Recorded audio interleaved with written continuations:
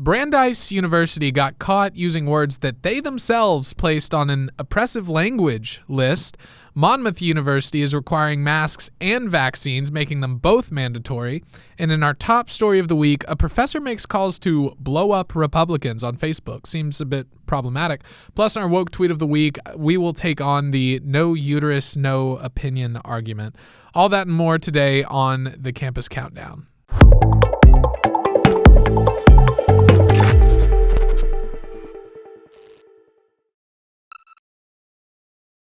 In our number 3 story of the week, be careful what you virtue signal for, ladies and gentlemen. A lesson Brandeis University could certainly learn from. Recently, Campus Reform broke a story that Brandeis University had created an oppressive language guide that discouraged people from using terms like policeman, addict, homeless person, picnic, rule of thumb, walk-in, and more. Now, never mind that this is absolutely hilarious. These are rules that Brandeis made. These are their terms. So certainly they abide by it themselves, right? Wrong. After breaking the Brandeis oppressive language list story, Campus Reform discovered that the university uses the offensive words widely on its website. Brandeis also removed picnic from the list after Campus Reform reported on the school's inaccurate rationale for including the term. One Brandeis University office told people to avoid using a list of oppressive language from everyday use, but used multiple words from that exact same list on their own website. As Campus Reform reported, the Brandeis University Prevention, Advocacy, and Resource Center published an oppressive language list this past spring. The list urges students not to use words like rule of thumb, freshman, walk-in, picnic, and even policeman, as those words are used to perpetuate oppression, according to the webpage. However, Campus Reform has found that the university has used several of these oppressive words on their own website within the past 6 months. For example, the Brandeis University Library Sound and Image Media Studios advertises that, quote, walk-in reservations may also be possible depending on the day's traffic. Outrageous. The Brandeis University Teacher Education Program Handbook, which was revised this month, states that, quote, as a rule of thumb, my gosh, there they go again. Attire for secondary school interns is such that it would not be confused with secondary students' attire. A Brandeis University news article even uses the word freshman. Since Campus Reform reported on the oppressive language list, a disclaimer was added, which indicates that the use of suggested alternatives is not a university expectation or requirement. The language you choose to use or not use is certainly up to you, the webpage now states. You see how they tried to wiggle their way out of that? First it was these words are terrible and oppressive and you should refrain from using them, but they accidentally broke their own rules. Now, to give them the benefit of the doubt, they probably did not realize their own hypocrisy, and I think that's actually the point in all of this. The virtue signal game is so far removed from reality and so impossible to keep up with that when you try to play along, you can't even keep up with what's problematic and what's not. They had these words on their website because these words have always been perfectly fine and normal, but they decided to go woke and are now paying the price. In a way, they discovered their own incoherence. When you try to create controversy, more often than not, you find yourself as the perpetuator in the controversy you called out or at the center of that controversy. Another example of leftist ideology imploding from within. In our number 2 story of the week, we have been told that no matter how unreasonable, absurd, or undignifying the demand, the experts are to be taken at their word and never, ever, ever questioned. Listen to the experts. Trust the science.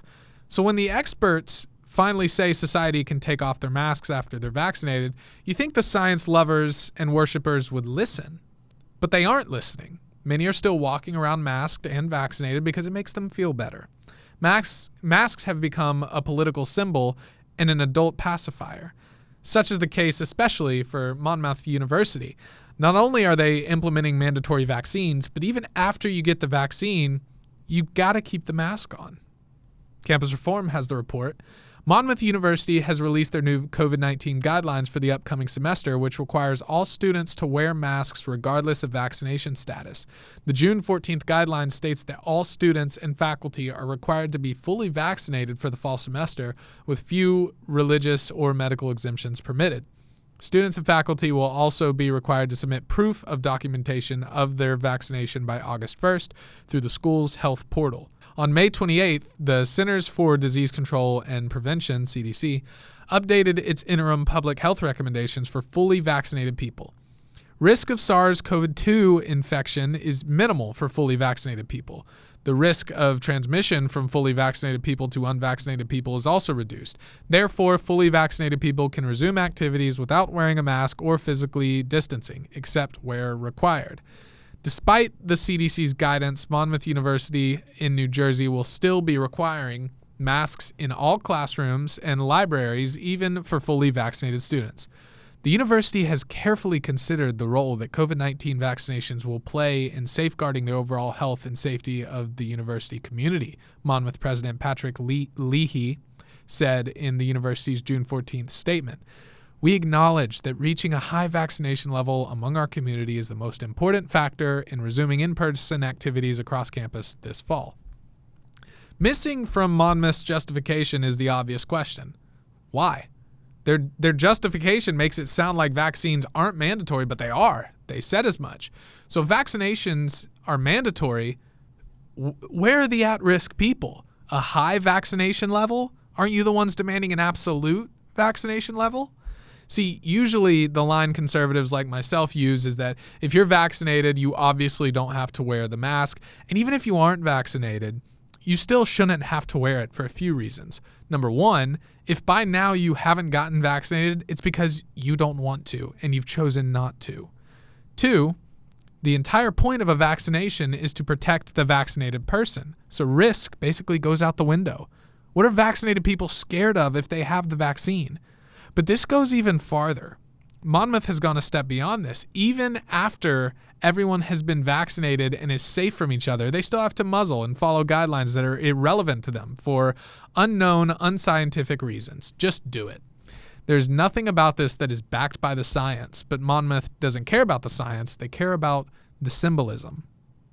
In our top story of the week, a UNC Wilmington professor took to Facebook to call for the blowing up of Republicans. It was pretty straightforward. He literally wrote, "blow up Republicans." Campus Reform has the story. Dan Johnson, an associate professor at UNCW School of Health and Applied Human Sciences, posted the Facebook post containing "blow up Republicans" on May 17th. The post has since been deleted, but multiple students have confirmed its validity to Campus Reform. Andrea Monroe Weaver, the interim communications officer, told Campus Reform that the university was made aware of the post and has appropriately addressed it. The university later confirmed to Campus Reform that Johnson will still be teaching in the fall semester. However, one former student of Johnson's, Haley Davis, told Campus Reform she doesn't feel like the situation is being handled properly. Quote, "Putting away any personal political preference aside, I think this matter should be addressed and dealt with in the same manner that it would be if the word Republican was replaced with any other word. If the post stated blow up women, blow up homosexuals, blow up Catholics, etc., Davis said. Yeah, see, the student makes a good point, and we've seen time and time again where if the roles were reversed, it almost goes without saying at this point, but if the roles were reversed, be it racial roles, gender roles, etc., those on the left would not only decry it, they would be eternally scarred and triggered and would point out the obvious problems with these types of statements. But I think they actually know that they break their own rules. That's the point. Their standard isn't one of tolerance, and they don't pretend it is, and neither should we. Their standard is that they make the rules, they get to move the goalposts. We don't condone violence or call for violence ever, but calling for violence is only permissible if they do it. That's their rule.